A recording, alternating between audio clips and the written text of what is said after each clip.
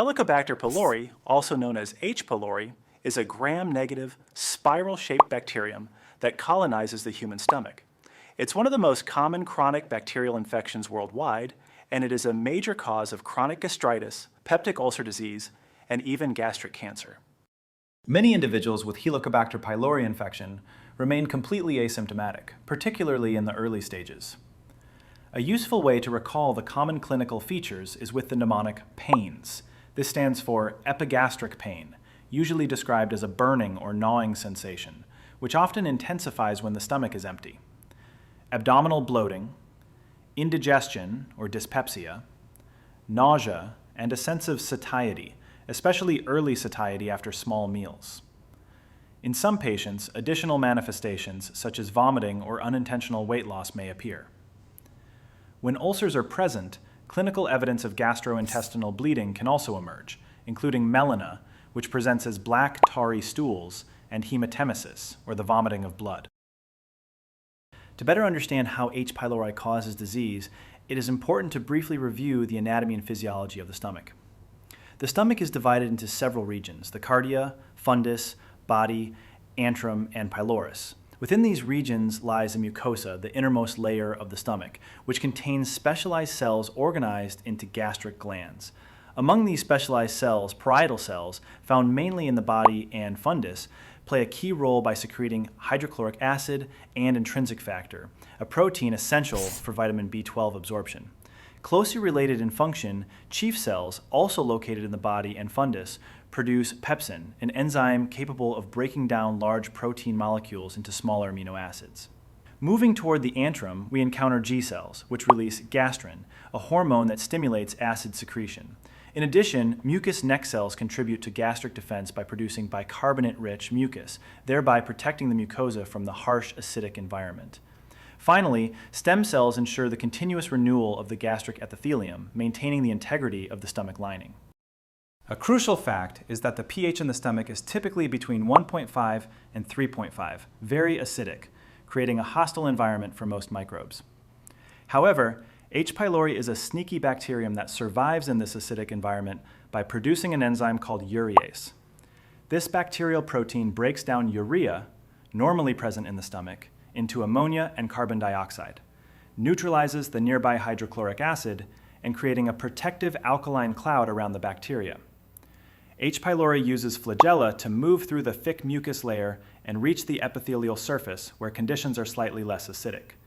It attaches to gastric epithelial cells, particularly in the antrum, using some bacterial surface proteins called adhesins. Once attached to the gastric epithelium, Helicobacter pylori begins to profoundly alter the stomach's delicate environment through a variety of potent virulence factors. Among the most significant is CagA, cytotoxin-associated gene A protein, an oncoprotein that the bacterium injects directly into gastric mucosal cells. Once inside, CagA disrupts normal cellular signaling pathways, provokes a strong inflammatory response, and promotes uncontrolled cellular proliferation. As a result, the presence of this protein is not only strongly associated with the formation of peptic ulcers, but also, more concerningly, predisposes patients to the eventual development of gastric cancer. Equally important is another virulence factor, VacA, vacuolating cytotoxin A, which is secreted directly by H. pylori. This toxin interferes with immune cell function, induces mitochondrial dysfunction, and promotes programmed cell death or apoptosis in gastric epithelial cells. When acting together, CagA and VacA cause extensive epithelial injury. In response, the host immune system mounts a persistent inflammatory reaction. Unfortunately, despite the intensity of this immune response, the body is unable to eradicate the infection, and the inflammation becomes chronic, laying the foundation for long-term damage. Now, this part is very important, so pay close attention to what I'm going to explain next. In cases of antral predominant gastritis, the increased secretion of the hormone gastrin stimulates parietal cells located in the corpus to produce higher amounts of gastric acid. This state of hyperacidity gradually injures the duodenal mucosa and frequently culminates in duodenal ulcer formation.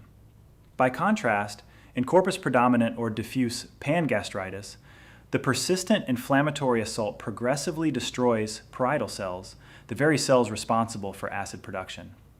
The resulting loss of acid secretion leads first to hypochlorhydria and then to atrophic gastritis. Over time, these pathological changes progress further, ultimately giving rise to intestinal metaplasia, a precancerous condition that significantly increases the risk of gastric adenocarcinoma. Chronic or long-standing H. pylori infection carries important complications. We already discussed about how gastric adenocarcinoma can develop. However, another long-term complication is MALT lymphoma, a low-grade B-cell lymphoma of the gastric mucosa. Interestingly, early-stage MALT lymphoma may regress entirely following successful eradication of H. pylori with antibiotic therapy. In addition, chronic gastritis secondary to H. pylori infection can decrease gastric acid secretion. This reduction impairs the absorption of vitamin B12, potentially leading to a pernicious-like anemia, and also interferes with iron absorption, contributing to iron deficiency anemia. H. pylori can be diagnosed with either non-invasive or invasive methods.